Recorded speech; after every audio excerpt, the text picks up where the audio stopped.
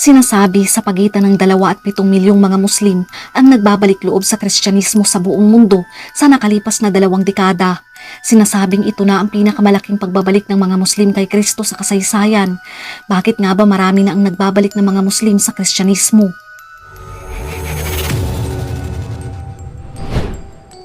Ang mga hindi pangkaraniwang kwento tungkol sa napakalaking bilang ng mga Muslim ay nagbabalik loob kay Kristo. Ang isang halimbawa nito ay ayon sa isang ulat sa Pakistan na may 10,000 Muslim ang tumanggap kay Kristo sa isang gabi lamang at sa paglipas ng 1 linggo ay nagkaroon ng maraming mahimalang pagpapagaling at higit sa 150,000 Muslim pa ang naipon sa 200,000 na dumalo.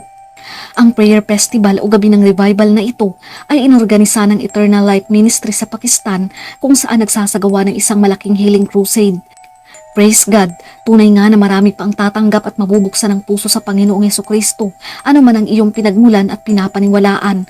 Patuloy pang ibinabahagi sa Pakistan ang ebanghelyo sa mga libo-libo sa Pakistaning Muslim at iba pang kapitbahay ng mga lungsod. Ang Pakistan ay isang Islamic Republic na may humigit kumulang populasyon na 230 milyon. 97% nito ay mga Muslim at ang natitirang 3% ay mga Hindu, Kristiyano at Sikh. Ang Pakistan na opisyal na kilala bilang Islamic Republic of Pakistan ay ang pangalawang pinakamalaking Muslim na bansa sa South Asia. Mula sa panguusig hanggang sa mga pag-atake ng terorismo, ang Kristyanismo at ang mga nagsasagawa nito ay patuloy na nasa ilalim ng banta. Ngunit sa kabila nito, matapang na nangangaral at nagbabahagi ng ebanghelyo ang mga preacher sa Pakistan para sa napakaraming Muslim at sa iba pang mga kapitbahay ng mga lungsod. Sa madaling salita, hindi madali ang pagpapalaganap ng ebanghelyo sa isang bansang Muslim, ngunit tingnan mo itong revival kung ano ang ginagawa ng Diyos sa Pakistan. Ang maikling video na ito ay nagpapatunay na mula sa 3 araw na prayer festival na inorganisa ng isang simbahang Kristiyano sa Pakistan ay nagpapakita ng pagmamahal ng mga tao para sa Panginoong Hesukristo. Ang hindi kapanipaniwalang pakiramdam na marinig ang libu-libong Muslim na sumisigaw, "Hallelujah, Hallelujah!" habang nilalabanan nila ang maaaring kaparusahan na ipapataw para sa kanila na tumanggap kay Kristo bilang kanilang Panginoon at personal na tagapagligtas. Doon ay patuloy silang nag-aayos ng isang malaking healing crusade tuwing Miyerkules sa Lahore at libu-libong tao pa ang dumadalo bawat linggo. Ito na ang pinakamalaking bilang, ang pinakamalaking healing meeting sa Pakistan sa ngayon. Hindi titigil ang ebanghelyo at naniniwala sila na lalagana pa ito sa anumang sulok ng mundo.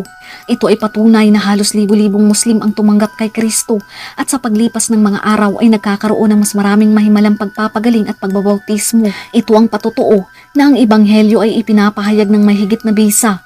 Ang banal na espiritu ay kumikilo sa pamamagitan ng kasulatan. Ang mga pansariling pangitain din at patutuo din ng mga tao tungkol kay Kristo ang dahilan sa pagbabalik loob mula sa Islam tungo sa pananampalataya kay Kristo. Tunay na ang kapangyarihan mismo ng Panginoong Hesukristo ang kumikilos at nagpapakita sa anumang sulok ng mundo. Patunay na ipinapahayag niya na siya ang Hari at Panginoon at malapit na siyang bumalik upang angkinin ang kanyang trono. Alam nila na ang mga Kristiyano sa Pakistan ay nahaharap sa pag-uusig. Gayunpaman, ang mga kapatid nating ito kay Kristo ay matiyaga sa kanilang pananampalataya. Patuloy pa silang nag-eebanghelyo at namamahagi ng salita ng Diyos sa mga kapitbahayan at lungsod ng mga Muslim, kabilang ang mga tahanan ng mga grupong ekstremista tulad ng Taliban. Ang kanilang pang-araw-araw na broadcast sa isang TV ay pinapanood ng libu-libong Kristiyano sa Pakistan.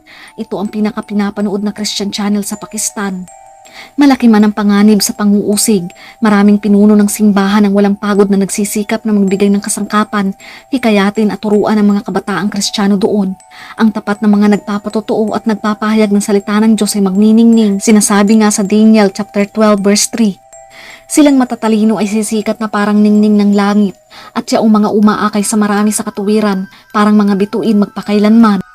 Dalangin natin na makilala pa ng bawat tribo at bawat bansa, wika at hindi lamang sa Pakistan na ang Panginoong Hesukristo ang tanging daan patungo sa langit. Alam natin na magiging mahirap ang sitwasyon sa mga huling araw, ngunit gaano man kapait ang katotohanan, dapat nating panatilihing buhay ang ating pag-asa sa Diyos.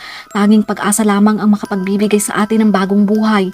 Sa Matthew chapter 24 verse 14, ipangaral sa buong mundo ang magandang balita tungkol sa paghahari ng Diyos upang malaman ito ng lahat ng tao at sa kadarating ang katapusan. Ang Panginoong Hesus ang ating kayamanan, siya ang lahat sa atin. Walang kabuluhan ng mga bagay kung marami tayong bagay ngunit wala ang Panginoong Hesukristo.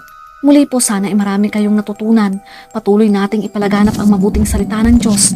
Ingat and God bless.